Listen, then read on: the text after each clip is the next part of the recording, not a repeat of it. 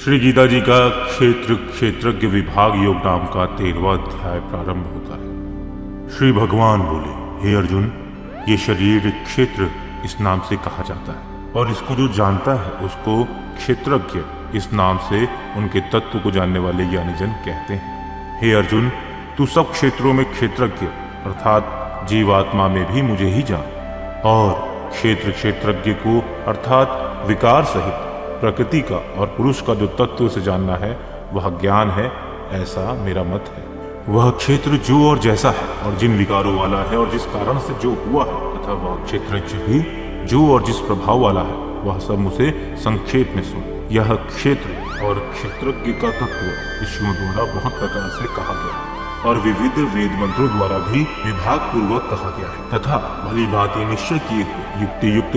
ब्रह्म सूत्र के पदों द्वारा भी कहा गया है। 5 महाभूत अहंकार, बुद्धि और मूल प्रकृति भी, तथा 10 इंद्रियां, 1 मन और 5 इंद्रियों के विषय अर्थात शब्द, स्पर्श, रूप, रस और गंध, तथा इच्छा, द्वेष, सुख, दुख, स्थूल देह का पिंड, चेतना और धृति, इस प्रकार विकारों के सहित यह क्षेत्र संक्षेप में कहा गया है। श्रेष्ठता के अभिमान का अभाव, तंभाचरण का अभाव, किसी भी प्राणी को किसी भी प्रकार से ना सताना, क्षमा भाव, मनवाणी आदि की सरलता, श्रद्धा भक्ति सहित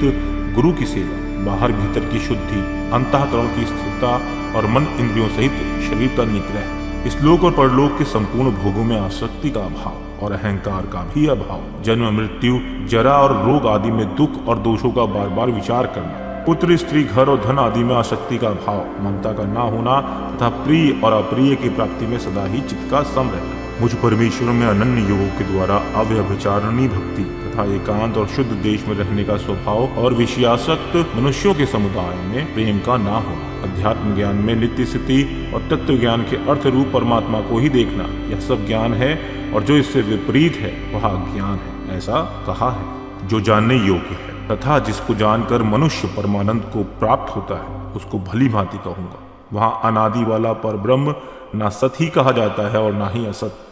वह सब ओर हाथ पैर वाला, सब ओर नेत्र, सिर और मुख वाला तथा सब ओर कान वाला है, क्योंकि वह संसार में सबको व्याप्त करके स्थित है। वह संपूर्ण इंद्रियों के विषयों को जानने वाला है, परंतु वास्तव में सब इंद्रियों से रहित है, तथा आसक्ति रहित होने पर भी सबका धारण पोषण करने वाला और निर्गुण होने पर भी गुणों को भोगने वाला है। वह चराचर सब भूतों के बाहर भीतर परिपूर्ण है और चराचर भी वही है, और वह सूक्ष्म होने से अविज्ञेय है तथा अति समीप में और दूर में भी स्थित वही है। वह परमात्मा विभाग रहित एक रूप से आकाश के सदृश परिपूर्ण होने पर भी चराचर संपूर्ण भूतों में विभक्त सा स्थित प्रतीत होता है, तथा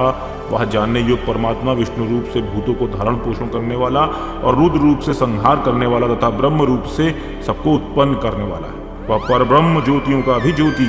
एवं माया से उत्पन्न परे कहा जाता है। वह परमात्मा बोध स्वरूप जानने के योग एवं तत्व ज्ञान से प्राप्त करने योग्य है और सबके हृदय में विशेष रूप से स्थित है। इस प्रकार क्षेत्र तथा ज्ञान और जानने योग्य परमात्मा का स्वरूप संक्षेप में कहा गया है। मेरा भक्त इसको तत्व से जानकर मेरे स्वरूप को प्राप्त होता है। प्रकृति और पुरुष, इन दोनों को ही तू अनादि जान, और राग द्वेष आदि विकारों को तथा त्रिगुणात्मक संपूर्ण पदार्थों को भी प्रकृति से ही उत्पन्न जान।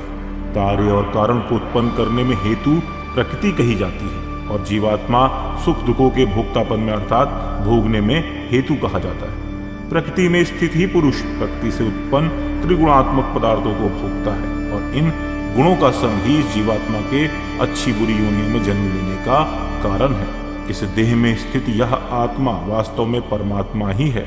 वह साक्षी होने से उपदृष्टा और यथार्थ सम्मति देने वाला होने से मनता, सबका धारण पोषण करने वाला होने से भर्ता, जीव रूप से भोक्ता, ब्रह्मा आदि का भी स्वामी होने से महेश्वर, और शुद्ध सच्चिदानंद घन होने से परमात्मा, ऐसा कहा गया है। इस प्रकार पुरुष को और गुणों के सहित प्रकृति को जो मनुष्य तत्व से जानता है, वह सब प्रकार से कर्तव्य कर्म करता हुआ भी फिर नहीं जन्मता। उस परमात्मा को कितने ही मनुष्य तो शुद्ध हुई सूक्ष्म बुद्धि से ध्यान के द्वारा हृदय में देखते हैं, अन्य कितने ही ज्ञान योग के द्वारा और दूसरे कितने ही कर्म योग के द्वारा देखते हैं अर्थात प्राप्त करते हैं। परंतु इनमें दूसरे अर्थात जो मंद बुद्धि वाले पुरुष हैं, वे इस प्रकार न जानते हुए दूसरों से अर्थात तत्व के जानने वाले पुरुषों से सुनकर ही तदनुसार उपासना करते हैं, और वे श्रवण परायण पुरुष भी मृत्यु रूप संसार सागर को निसंदेह तर जाते हैं। हे अर्जुन,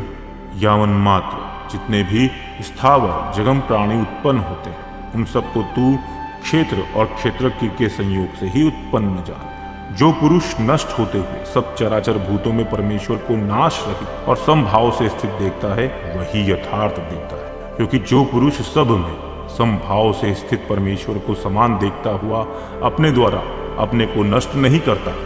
इससे वह परम गति को प्राप्त होता है। और जो पुरुष संपूर्ण कर्मों को सब प्रकार से प्रकृति के द्वारा ही किए जाते हुए देखता है और आत्मा को अकर्ता देखता है, वही यथार्थ देखता है। जिस क्षण यह पुरुष भूतों के पृथक पृथक भाव को एक परमात्मा में ही स्थित तथा उस परमात्मा से ही संपूर्ण भूतों का विस्तार देखता है, उसी क्षण वह सच्चिदानंद घन ब्रह्म को प्राप्त हो जाता है। हे अर्जुन, अनादि होने से और निर्गुण होने से यह अविनाशी परमात्मा शरीर में स्थित होने पर भी वास्तव में ना तो कुछ करता है और ना लिप्त ही होता है। जिस प्रकार सर्वत्र व्याप्त आकाश सूक्ष्म होने के कारण लिप्त नहीं होता, वैसे ही देह में सर्वत्र स्थित आत्मा निर्गुण होने के कारण देह के गुणों से लिप्त नहीं होती।